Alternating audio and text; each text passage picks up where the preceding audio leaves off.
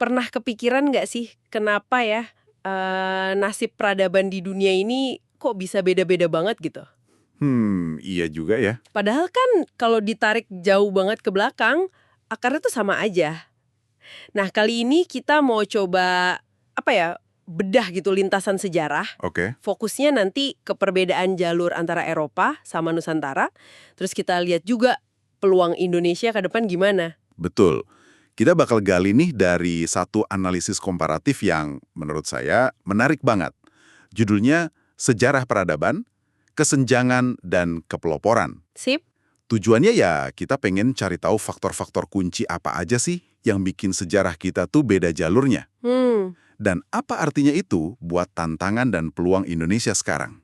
Siap-siap ya, kita akan lihat nih gimana masa lalu itu ya membentuk kondisi Anda saat ini. Oke, siap. Kita mulai dari zaman purba banget nih. Nusantara ini ternyata udah jadi panggung penting loh buat migrasi manusia. Wah, sepenting apa tuh? Jauh sebelum kita, Homo erectus itu udah ada di sini. Di Sangiran, di Trinil, itu kan buktinya. Oh iya, yang penemuan fosil itu ya? Iya, itu udah lebih dari 1,5 juta tahun lalu. Terus spesies kita, Homo sapiens, datang dari Afrika sekitar 60.000 tahun lalu lah kira-kira. Dan yang lebih keren lagi, mereka ini udah bisa loh nyebrangin laut dalam di area Wallacea itu. Serius? Zaman segitu. Iya. Ini bukti awal banget kemampuan maritim yang, wah nggak main-main lah, canggih banget. Gila sih. Terus, ribuan tahun kemudian, datang lagi gelombang Austronesia dari Taiwan. Mereka bawa pertanian, bahasa, budaya baru. Terus campur sama yang udah ada di sini ya? Betul. Mereka berakulturasi. Jadi, ya Nusantara ini dari dulu emang tempat percampuran. Melting pot gitu istilahnya. Tapi ada yang menarik nih, ada konsep namanya perangkap keseimbangan atau equilibrium trap. Pernah dengar? Oh iya ya, pernah baca sekilas gimana tuh konsepnya? Katanya nih, karena alam tropis Nusantara kan kaya banget ya. Banget. Nah, masyarakat pemburu peramu di sini tuh sukses besar. Saking suksesnya, ini ironisnya, mereka jadi nggak butuh-butuh amat gitu buat beralih total ke pertanian intensif. Oh, jadi karena udah nyaman ya? Nggak kayak di tempat lain yang lingkungannya mungkin lebih keras. Nah, itu dia. Beda banget sama di bulan sabit subur di Timur Tengah sana, sekitar 10.000 tahun lalu. Di sana kan kering ya? Iya, perubahan iklim pasca zaman es katanya memaksa orang dan hewan ngumpul di oase. Nah, kondisi ini justru mendorong domestikasi tanaman sama hewan jadi cepet banget. Masuk akal. Jadi ada tekanan ekologis ya? Betul. Akhirnya lahir surplus pangan besar, terus muncul kota, negara, cepet prosesnya. Sementara di Nusantara, Gimana? gini? Transisinya lebih kalem gitu. Pertanian sih ada, tapi jalan bareng aja sama berburu, meramu, nangkep ikan. Nggak ada paksaan pokoknya harus bertani atau mati gitu. Jadi pertanian itu cuma salah satu opsi aja ya, bukan satu-satunya cara hidup? Tepat Nah, ini dampaknya pasti gede ya ke struktur sosialnya. banget. Di Timur Tengah, revolusi cepat itu mendorong lahirnya struktur sosial yang kompleks, terpusat, lebih awal. Kalau di Nusantara, transisi yang lambat dan hibrida ini bikin masyarakatnya cenderung lebih, ya terdesentralisasi, lebih lama juga dekat sama alamnya. Ini nih salah satu titik awal divergensi, katanya. Menarik, menarik. Oke, terus gimana? Nah, kalau kita lihat peradaban besar pertama kayak Mesir kuno sama Mesopotamia, sama-sama di lembah sungai, tapi beda banget karakternya. Ya, Nil sama Tigris Efrat ya. Betul, sungai Nil di Mesir kan banjirnya teratur tuh, bisa ditebak. Kayak ada jadwalnya gitu ya. Iya, beda sama Tigris Efrat di Mesopotamia yang liar, nggak menentu, kadang malah bikin bencana. Dan perbedaan lingkungan ini ternyata ngaruh ke cara mereka berpikir dan bangun peradaban ya. Banget. Keteraturan Nil di Mesir itu bikin mereka punya pandangan dunia soal stabilitas, harmoni kosmik. Mereka nyebutnya ma'at. Oh maat ya, fokusnya ke harmoni dan keseimbangan gitu. Iya, tercermin dari Firaun yang dianggap dewa, terus bangunan monumental kayak piramida, fokusnya jaga tatanan yang udah ada. Sementara di Mesopotamia, yang sungainya nggak bisa ditebak itu. Nah, justru ketidakpastian itu malah memicu inovasi, tapi lebih ke perangkat lunak. Hukum tertulis pertama, Kode Hammurabi, itu kan dari sana. Terus matematika, astronomi, buat coba prediksi banjir atau musim. Teknologi juga, kayak roda, metalurgi perunggu. Wah, jadi ketidakstabilan malah bikin mereka lebih inovatif dalam sistem berpikir ya? Kayaknya gitu. Ini nyambung nih sama teori determinisme geografis. Tapi kita mesti hati-hati juga ya. Kenapa hati-hati? Ya, geografi itu penting, ngasih tantangan dan peluang. Tapi bukan takdir mati, yang nentuin itu kan respons manusianya, budaya, institusi, pilihan-pilihan mereka. Benar juga sih. Lagian, konsep kemajuan itu sendiri seringkali ya agak Eurocentrics gitu, bias ke Eropa. Nah, dengan pemahaman ini, kita jadi bisa lihat perbedaan Eropa sama Nusantara nanti lebih seimbang. Oke, setuju. Nah, sekarang kita lompat nih ke periode yang disebut divergensi besar. Kira-kira tahun 500 sampai 1700 Masehi. Periode krusial ini ya. Banget. Di sini jalur Eropa sama Nusantara makin jelas bedanya. Eropa itu kayak ditempa konflik terus-menerus, sementara Nusantara jadi pusat perdagangan maritim yang kosmopolit. Penting dicatat nih, ini bukan soal siapa lebih hebat atau lebih maju ya, tapi lebih ke adaptasi yang beda terhadap kondisi masing-masing. Betul. Nah, Eropa itu unik karena apa aja? Ada beberapa faktor kunci. Pertama, setelah Kekaisaran Romawi Barat runtuh, Eropa itu kan pecah jadi kerajaan-kerajaan kecil. Fragmentasi politik gitu ya? Iya, nah mereka ini saling bersaing terus, sengit banget persaingannya. Militer, ekonomi, politik. Kompetisi terus ya? Dan justru persaingan inilah yang jadi kayak mesin inovasi. Kalau nggak berinovasi ya siap-siap aja ditaklukkan. Oh, jadi terpaksa inovasi ya? Bisa dibilang gitu. Ini yang mendorong lahirnya negara yang lebih terpusat, birokrasi yang lebih rapi, batas wilayah yang jelas, hukum yang sama. Cikal bakal negara bangsa modern lah. Terus, tadi sempat disebut peran peradaban Islam juga ya? Katanya jadi jembatan pengetahuan? Betul sekali. Ini penting banget. Waktu Eropa katanya lagi di abad ke-8, meskipun istilah ini problematis ya. Oke. Nah, di saat yang sama, dunia Islam itu lagi zaman keemasan.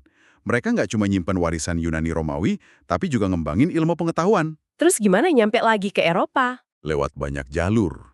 Ada Andalusia di Spanyol, Sisilia di Italia, terus Perang Salib, kontak perdagangan. Ada pusat penerjemahan penting di Toledo, Spanyol. Nah, pengetahuan ini masuk lagi ke Eropa. Dan itu yang ikut nyulut Renaissance. Betul. Semangat penyelidikan rasional, fokus ke manusia, humanisme, itu kebangkitan lagi sebagian karena transfer ilmu ini. Selain itu, institusi baru juga muncul di Eropa ya? Kayak universitas. Iya, universitas kayak di Bologna, Paris, Oxford. Ini unik loh. Mereka kayak korporasi semi-otonom gitu. Tempat orang bebas mikir dan neliti. Terus ada juga kelas pedagang, burgesi. Di kota-kota dagang kayak Venesia, Genoa. Mereka kuat ya? Kuat dan kaya. Mereka bisa danai seni, dorong inovasi finansial kayak pembukuan entry ganda, sistem kredit, perbankan modern awal. Jadi ada interaksi dinamis antara raja, universitas, sama pedagang. Terus ada revolusi militer juga. Nah, ini penting juga. Abad 16-17. Persaingan tadi ketemu sama teknologi baru.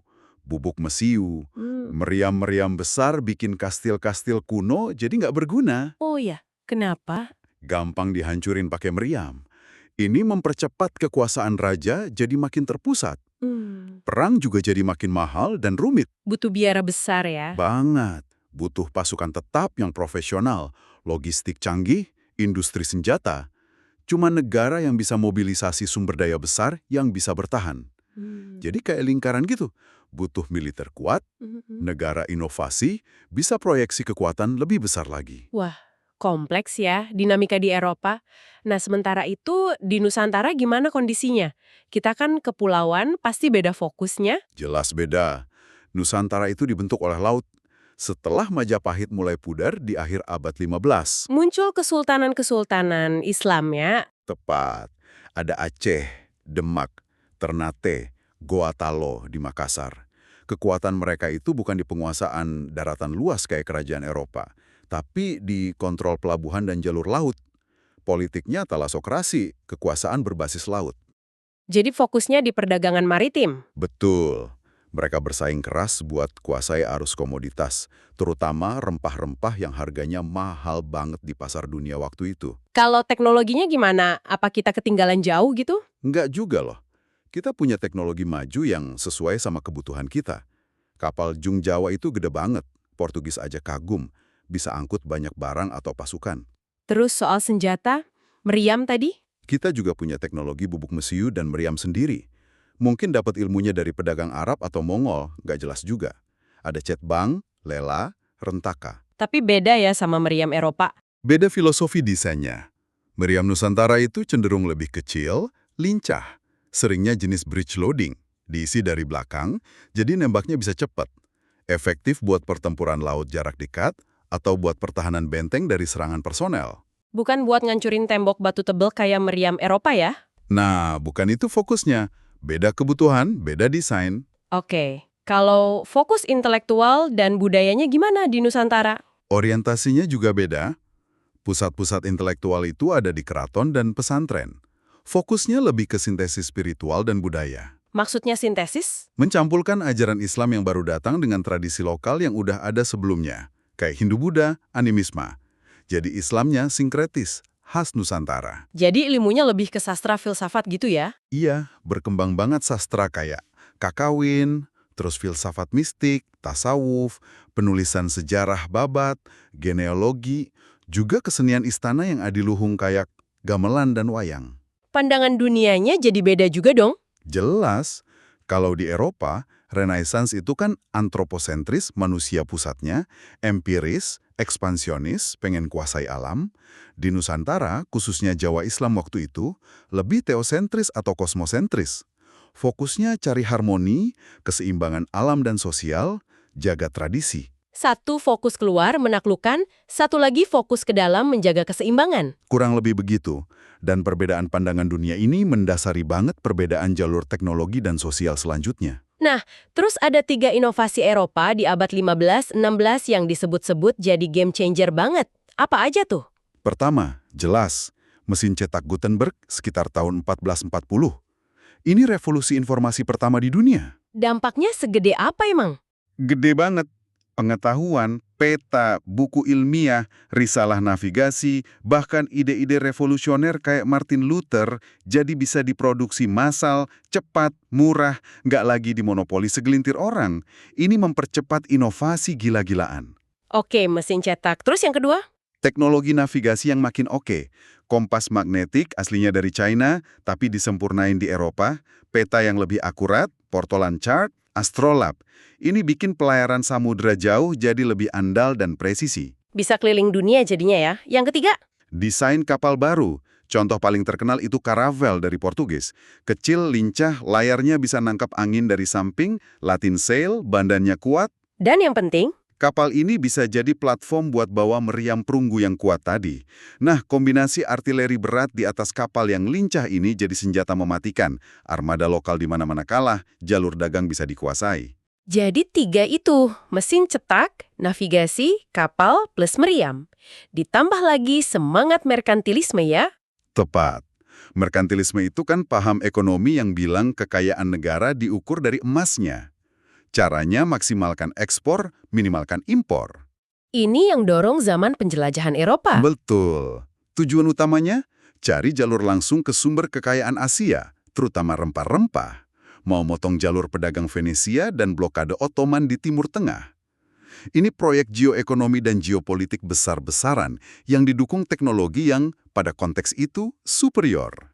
Kalau kita lihat ringkasan di tabel sumber kita, kontrasnya jadi jelas banget ya. Iya, Eropa, unit politiknya negara terpusat, pendorong ekonominya merkantilisme, teknomiliternya ofensif global, pusat ilmunya universitas dan percetakan, pandangan dunianya ekspansionis antroposentris. Sementara Nusantara, unit politiknya Kesultanan Maritim, pendorong ekonominya kontrol jalur dagang, teknomiliternya defensif regional, pusat ilmunya keraton dan pesantren, pandangan dunianya harmoni kosmosentris. Beda banget. Beda banget. Dan perbedaan ini makin menjadi-jadi dengan datangnya revolusi industri. Nah, ini dia, revolusi industri. Puncak divergensi katanya. Tapi buat kita di Nusantara, kok malah jadi awal integrasi paksa sebagai pemasok bahan mentah ya? Gimana ceritanya? Revolusi industri pertama itu kan meledak di Inggris, sekitar tahun 1760 sampai 1840. Kenapa Inggris? Karena di sana ada pertemuan banyak faktor unik. Apa aja tuh? Ada revolusi agraria sebelumnya, jadi pangan cukup, tenaga kerja buat ke kota banyak, Modal juga udah banyak kekumpul dari perdagangan global dan koloni, sumber daya alam melimpah, terutama batu bara dan biji besi. Institusinya juga mendukung ya? Betul, stabilitas politik relatif bagus. Ada jaminan hak milik, sistem paten. Terus, muncul terobosan kunci. Mesin tekstil kayak spinning jenny, power loom, dan yang paling revolusioner, mesin uap James Watt. Mesin uap ini mengubah segalanya ya? Banget. Jadi sumber tenaga baru yang andal, nggak tergantung air atau angin. Revolusi di pabrik, terus ditransportasi juga, dengan kereta api dan kapal uap. Lahirlah sistem pabrik, urbanisasi besar-besaran, kelas sosial baru, burjuis industri, dan proletariat, kelas pekerja. Dan revolusi ini nggak berhenti di Inggris aja kan? Menyebar dan berevolusi. Betul, ada gelombang kedua, kira-kira 1870 sampai 1914. Ini sering disebut revolusi teknologi. Pusat inovasinya geser ke Jerman dan Amerika Serikat. Teknologi kuncinya apa aja di gelombang kedua ini? Aja murah, proses Bessemer, industri kimia maju, listrik, dan mesin pembakaran internal, yang nanti jadi dasar mobil dan pesawat. Nah, suksesnya Jerman ini nunjukin model baru, Model baru gimana? model negara pembangunan. Negara investasi besar-besaran di pendidikan tinggi dan riset terapan. Ada hubungan erat banget antara universitas, industri, sama negara. Inovasinya jadi lebih terorganisir, berbasis sains formal. Terus ada gelombang ketiga? Iya, mulai pertengahan abad ke-20. Ini revolusi digital. Pionirnya jelas Amerika Serikat. Teknologi kuncinya, semikonduktor, bahan dasar chip, komputer, dan tentu saja, internet. Internet ini awalnya proyek militer ya? Iya, ARPANET namanya, didanai Departemen Pertahanan AS. Nah, di gelombang ini juga kita lihat model Jepang yang sukses. Negara, lewat MIT, secara strategis mengarahkan industri ke sektor kunci kayak otomotif dan elektronik. Jadi polanya makin jelas ya. Peran negara dan sains formal jadi makin sentral dalam inovasi teknologi. Makin sentral. Oke, sekarang kita balik lagi ke Indonesia, ke Nusantara. Di era revolusi industri ini, yang kita alami justru eksploitasi kolonial ya, bukan pembangunan. Dimulai sama VOC. Ya, VOC itu kan kayak perusahaan multinasional pertama di dunia. Punya tentara sendiri, bisa bikin perjanjian. Kayak negara aja. Modelnya joint stock company, modalnya patungan banyak orang. Setelah VOC bangkrut, diambil alih pemerintah Belanda. Terus ada tanam paksa. Betul, kultur stelsel di abad ke-19. Ini sistem yang maksa rakyat, terutama di Jawa, buat nanam komoditas ekspor kayak kopi, tebu, nila di sebagian tanahnya. Hasilnya buat diekspor, keuntungannya gede banget buat Belanda. Tapi buat rakyat di sini. Penderitaan dan kelaparan di banyak tempat, ini periode kelam banget. Setelah itu ada era liberal, kira-kira setelah 1870. Investasi swasta dari Eropa masuk gede-gedean, bikin perkebunan raksasa, buka tambang-tambang baru. Jadi infrastruktur yang dibangun waktu itu, kayak Jalan Raya Anyer Panarukan atau rel kereta api itu, tujuannya bukan buat majuin ekonomi kita ya? Tujuannya sangat spesifik. Buat ngangkut komoditas dari pedalaman ke pelabuhan secepat dan seefisien mungkin, terus dikirim ke Eropa. Titik. Bukan buat menghubungkan pasar-pasar lokal atau mendorong integrasi ekonomi domestik.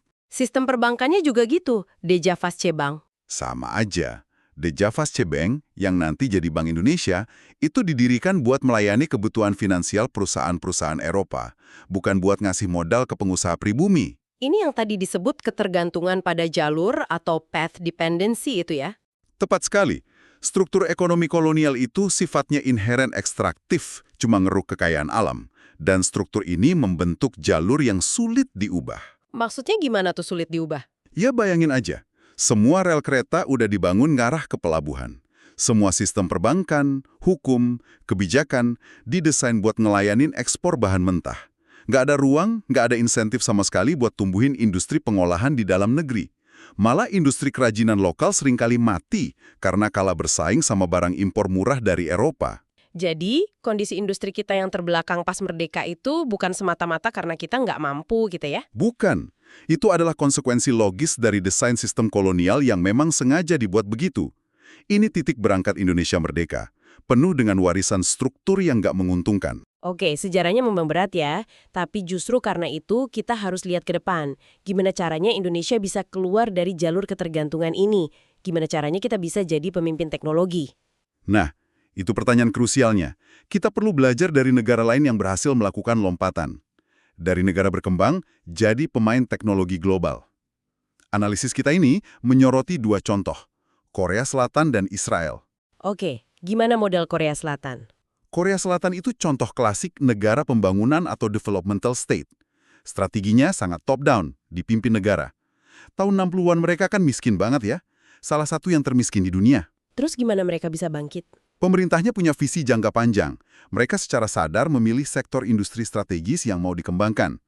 Awalnya industri berat, terus geser ke elektronik dan semikonduktor. Dan mereka dukung perusahaan lokal ya, cebol itu? Betul. Dukungan penuh buat cebol kayak Samsung, Hyundai, LG. Plus, mereka bangun lembaga riset negara yang kuat, kayak KIST, Korea Institute of Science and Technology, tahun 1966. Tugasnya menjembatani riset dasar dengan kebutuhan industri. Misinya jelas, terarah, dan dieksekusi konsisten dari atas. Itu model Korea. Kalau Israel katanya bijak banget ya, lebih bottom up. Sangat beda. Israel tuh model startup nation, sangat dinamis. Intinya ada di militer mereka, IDF, khususnya unit-unit teknologi elit kayak Unit 8200. Itu semacam intelijen cyber. Militer kok jadi sumber inovasi? Iya, unit-unit ini jadi kayak inkubator teknologi dan talenta. Anak-anak muda yang wajib militer di sana dikasih tanggung jawab besar, akses ke teknologi canggih banget.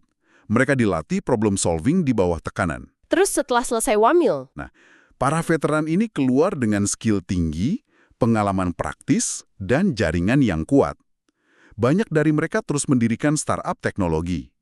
Ini didukung lagi sama ekosistem modal Ventura yang udah matang dan budaya Chutzpah. Chutzpah itu apa? Semacam keberanian, nekat, nggak takut gagal gitu. Jadi di Israel, kebutuhan keamanan nasional itu melahirkan ekosistem inovasi yang kemudian meluap jadi inovasi komersial yang sifatnya lebih terdesentralisasi. Wah, dua model yang sangat kontras ya. Tapi ada nggak sih benang merahnya? Ada konsep triple helix disebut di sini. Maksudnya apa tuh? Triple helix itu gagasan bahwa inovasi yang berkelanjutan di era modern itu lahir dari interaksi yang sinergis antara tiga aktor utama. Pemerintah, universitas, dan industri. Jadi ketiganya harus kerja bareng gitu? Iya, dan tidak cuma kerja bareng, tapi juga saling mengisi peran. Misalnya, universitas nggak cuma ngajar dan riset dasar, tapi juga mulai berwirausaha, komersialkan hasil risetnya. Industri nggak cuma produksi, tapi juga ikut investasi di riset dasar. Pemerintah nggak cuma bikin aturan, tapi juga bisa jadi fasilitator, bahkan investor awal lewat modal Ventura negara. Contoh paling terkenalnya Silicon Valley ya? Betul, Silicon Valley itu arketipe triple helix. Ada peran pemerintah, militer, dana awal buat riset terobosan, kayak ARPANET cikal bakal internet. Ada universitas kelas dunia, Stanford, Berkeley yang menyediain talenta dan pengetahuan dasar. Dan ada industri yang dinamis, perusahaan teknologi raksasa, plus ekosistem startup dan modal Ventura yang kuat buat komersialisasi. Ada contoh lain nggak selain Silicon Valley yang modelnya agak beda? Jerman bisa jadi contoh. Mereka kan kuat banget di manufaktur canggih, industri 4.0. Kunci sukses mereka, salah satunya, ada di lembaga riset terapan yang kuat banget, namanya Fraunhofer Gesellschaft. Apa peran Fraunhofer ini? Mereka ini jagonya menjembatani antara dunia akademik, penemuan di universitas, dengan kebutuhan praktis industri, terutama buat usaha kecil menengah atau Mittelstand di Jerman.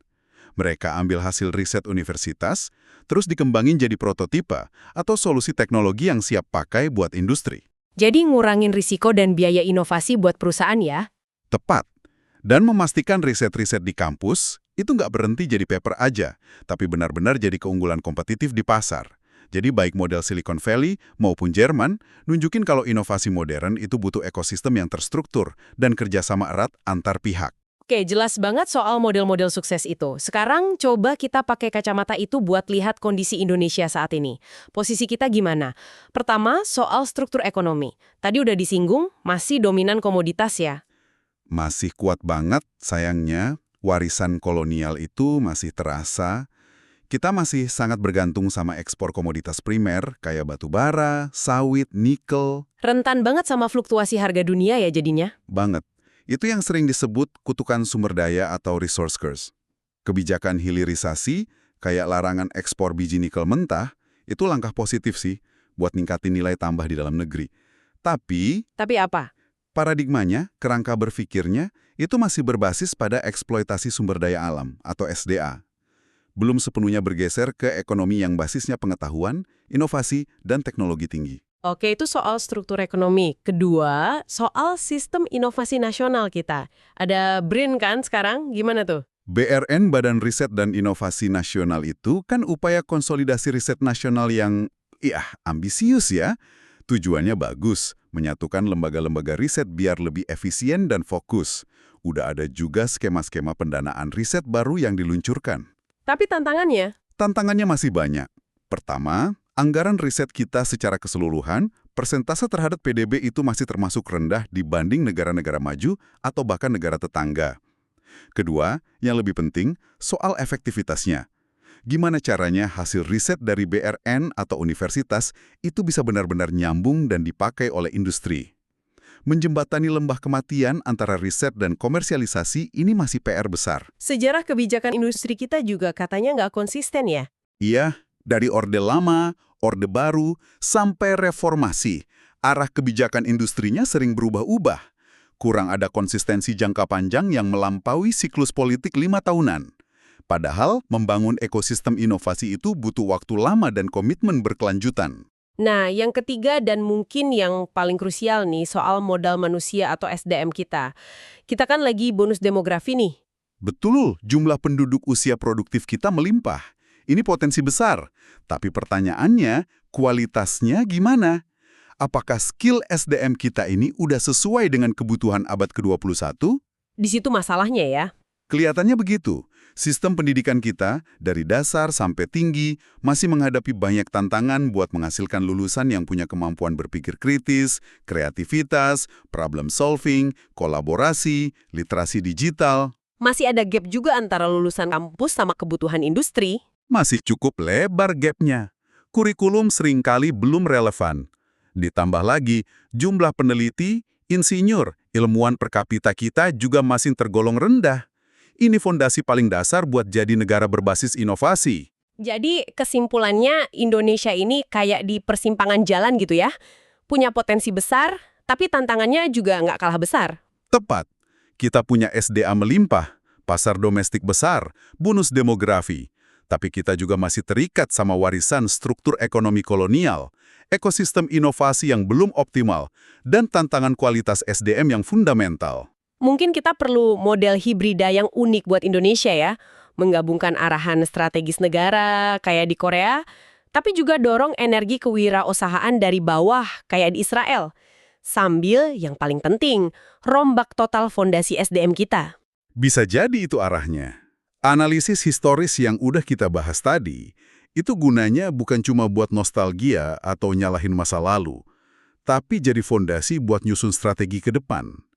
Kalau kita serius mau lepas dari path dependency dan merebut kepeloporan di abad ke-21 ini, kita butuh transformasi yang fundamental. Nah, analisis kita ini katanya ngasih beberapa imperatif strategis ya, kayak resep gitu.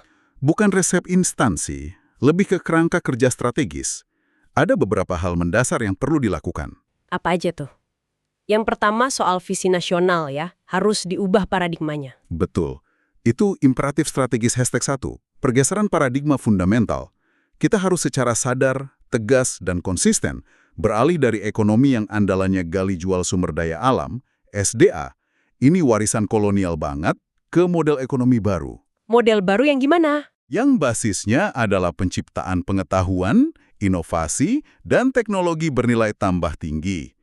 Kita harus definisikan ulang sumber kekayaan utama bangsa kita. Bukan lagi apa yang ada di dalam tanah, tapi apa yang ada di dalam benak sumber daya manusia, SDM kita. Jadi fokusnya ke otak, bukan ke otot atau sumber daya alam lagi. Tepat. Dan visi baru ini juga harus mengintegrasikan isu pembangunan berkelanjutan dan ekonomi hijau. Bukan sebagai beban atau biaya tambahan, tapi justru sebagai keunggulan kompetitif kita. Maksudnya gimana tuh loh? Kita kan punya kekayaan biodiversitas luar biasa, potensi energi baru terbarukan, EBT juga besar. Ini bisa jadi modal buat jadi pemimpin global di bidang bioteknologi, energi bersih, pertanian berkelanjutan, ekowisata cerdas, dan lain-lain. Visi ini harus jelas tertuang dalam Perencanaan Pembangunan Jangka Panjang Nasional, RPJPN, dan metrik kesuksesannya juga harus diubah. Bukan lagi sekedar volume ekspor komoditas ya? Bukan, tapi lebih ke arah kompleksitas ekonomi kita. Berapa nilai ekspor produk teknologi tinggi kita? Berapa jumlah paten per kapita dan indikator berbasis pengetahuan lainnya? Oke, visi yang kuat dan beda, tapi visi aja kan nggak cukup ya. Perlu mesin buat menjalankannya. Itu imperatif kedua ya, soal membangun arsitektur triple helix ala Indonesia. Betul, visi tanpa eksekusi kan cuma halusinasi. Kita perlu bangun mesin inovasi nasional, si triple helix tadi, secara sistematis dan terstruktur. Gimana caranya? Masing-masing pihak perannya gimana? Pemerintah misalnya. Pemerintah perannya harus transformasi. Dari yang tadinya dominan sebagai regulator atau bahkan pemain langsung, menjadi fasilitator strategis dan katalisator inovasi. Perlu ada kebijakan industri nasional yang jelas, fokus, jangka panjang, dan konsisten. Harus melampaui siklus politik 5 tahunan. Perlu pilih misi nasional gitu? Ya, identifikasi beberapa misi nasional strategis yang jadi fokus R&D bersama. Misalnya, transisi energi, kedaulatan pangan berbasis digital, bioteknologi maritim, atau apapun yang sesuai potensi dan tantangan kita. Terus, anggaran R&D harus dinaikkan signifikan dan disalurkan secara efektif. Mungkin lewat BRIN atau skema lain. Model pendanaannya juga harus fleksibel. Dukung dari riset dasar sampai komersialisasi, dan dorong kolaborasi antar lembaga. Oke, itu peran pemerintah. Kalau universitas gimana? Universitas juga perlu reposisi besar-besaran. Dari yang utama sebagai tempat pengajaran, menjadi mesin penciptaan pengetahuan sekaligus pusat kewirausahaan. Kurikulumnya harus dirombak radikal. Rombak gimana? Fokus ke problem solving, interdisipliner, dan ngajarin skill masa depan kayak kecerdasan buatan, AI, bioteknologi, komputasi kuantum, dan lainnya. Perlu juga dibangun dan didanai secara masif pusat-pusat riset unggulan kelas dunia di beberapa universitas yang fokusnya sejalan dengan misi nasional tadi. Dan yang nggak kalah penting, tumbuhkan budaya kewirausahaan di kampus. Lewat apa tuh? Kantor transfer teknologi yang efektif, inkubator bisnis teknologi, kebijakan yang memudahkan dosen dan mahasiswa untuk komersialkan hasil riset mereka tanpa birokrasi yang ribet. Sip. Nah, pilar ketiga, industri. Gimana peran mereka? Industri juga harus didorong buat naik kelas. Dari yang tadinya kebanyakan cuma jadi pengguna teknologi impor, menjadi pencipta teknologi sendiri. Perlu ada insentif yang kuat buat perusahaan besar maupun kecil agar mau investasi di R&D. Insentif fiskal kayak pajak gitu ya? Bisa pajak, bisa kemudahan regulasi, bisa juga akses pendanaan. Ekosistem modal ventura juga harus ditumbuhkan, biar lebih dinamis. Terutama buat mendanai startup teknologi di tahap awal yang risikonya tinggi. Dan satu lagi yang penting. Apa tuh? Perlu ada lembaga perantara, kayak Fraunhofer di Jerman tadi. Tugasnya menjembatani lembah kematian antara hasil riset di lab dengan aplikasi di industri. Ini penting banget, terutama buat bantu UKM kita mengadopsi teknologi baru biar bisa naik kelas. Oke, jadi ketiga pilar itu harus bergerak bareng secara sinergis. Nah, imperatif ketiga yang katanya paling dasar tadi, soal manusianya, sang inovator. Ya, ini fondasi dari segalanya. SDM yang unggul. Kita butuh semacam revolusi di sistem pengembangan talenta kita. Ini harus lebih dari sekedar reformasi inkremental kayak program Merdeka Belajar yang udah ada. Revolusi kayak gimana maksudnya? Fokusnya harus geser total. Dari yang tadinya banyak hafalan dan penguasaan konten, ke penguasaan kompetensi inti abad ke-21, yaitu berpikir kritis, critical thinking, kreativitas, kolaborasi, dan kemampuan memecahkan masalah kompleks problem solving. Kita juga perlu siapkan generasi buat gelombang teknologi berikutnya ya, bukan cuma industri 4.0. Betul. Kita harus antisipasi industri 5.0, di mana kolaborasi antara manusia dan mesin cerdas, AI, robot, akan makin erat. Ini butuh skill-skill unik manusia yang nggak bisa diotomatisasi, kayak empati, kecerdasan emosional, penilaian etis. Juga konsep Society 5.0 dari Jepang. Society 5.0? Apa itu? Itu konsep masyarakat masa depan di mana teknologi canggih, AI, IoT, Big Data, dimanfaatkan secara optimal bukan cuma buat ekonomi, tapi buat mengatasi tantangan sosial dan meningkatkan kualitas hidup semua warga. Jadi, manusianya yang jadi pusat inovasi, bukan teknologinya semata. Gimana caranya mencapai itu semua? Langkah konkretnya? Perlu perombakan besar di pendidikan dasar dan menengah. integrasikan pemikiran komputasional, literasi data, pembelajaran berbasis proyek, project-based learning, sejak dini. Terus, kualitas guru harus ditingkatkan drastis. Investasi besar-besaran buat pelatihan guru agar mereka bisa jadi fasilitator pembelajaran, bukan cuma transfer ilmu searah. Dan terakhir, adopsi sistem pembelajaran sepanjang hayat, lifelong learning, yang efektif. Buat upskilling dan reskilling angkatan kerja ya? Tepat. Biar angkatan kerja kita bisa terus relevan di tengah perubahan teknologi yang cepat banget. Dan tadi ada catatan penting soal aspek sosial ya, transisi sosioteknis. Iya, ini krusial banget. Belajar dari sejarah revolusi industri pertama di Eropa, kemajuan teknologi yang pesat waktu itu kan juga bawa dampak negatif. Kesenjangan sosial melebar, kondisi kerja buruk, penderitaan rakyat kecil. Kita nggak boleh ulangi kesalahan itu. Jadi gimana caranya? Transisi Indonesia menuju ekonomi berbasis inovasi ini harus dirancang sebagai transisi sosioteknis. Artinya, investasi besar di teknologi harus diimbangi dengan investasi yang sama besarnya di infrastruktur sosial. Contohnya? Pendidikan yang adaptif tadi, sistem jaring pengamanan sosial, social safety net yang kuat buat mereka yang terdampak otomatisasi, kerangka hukum dan etika yang jelas buat ngatur penggunaan teknologi baru kayak AI. Mengabaikan dimensi sosial ini sama saja dengan menanam bom waktu. Oke, jadi lengkap banget ya pembahasannya. Kita udah telusuri perjalanan panjang banget nih. Dari akar manusia yang sama, terus jalurnya mulai memisah karena faktor lingkungan, kompetisi, institusi, teknologi, sampai akhirnya kita lihat gimana revolusi industri dan kolonialisme itu membentuk kondisi kita sekarang, yang penuh tantangan tapi juga peluang. Betul. Dan pesan utamanya adalah, sejarah memang membentuk kita. Tapi sejarah bukanlah takdir. Ketergantungan pada jalur atau path dependency yang kita warisi, itu bisa dipatahkan. Kita punya agensi, kita punya pilihan untuk merancang masa depan yang berbeda. Kuncinya ada di 3 imperatif strategis tadi ya? Iya, rangkumannya. Pertama, geser visi nasional kita secara fundamental ke arah ekonomi berbasis pengetahuan dan inovasi. Kedua, bangun mesin inovasi triple helix, pemerintah, universitas, industri, yang benar-benar kokoh, sinergis, dan efektif di lapangan.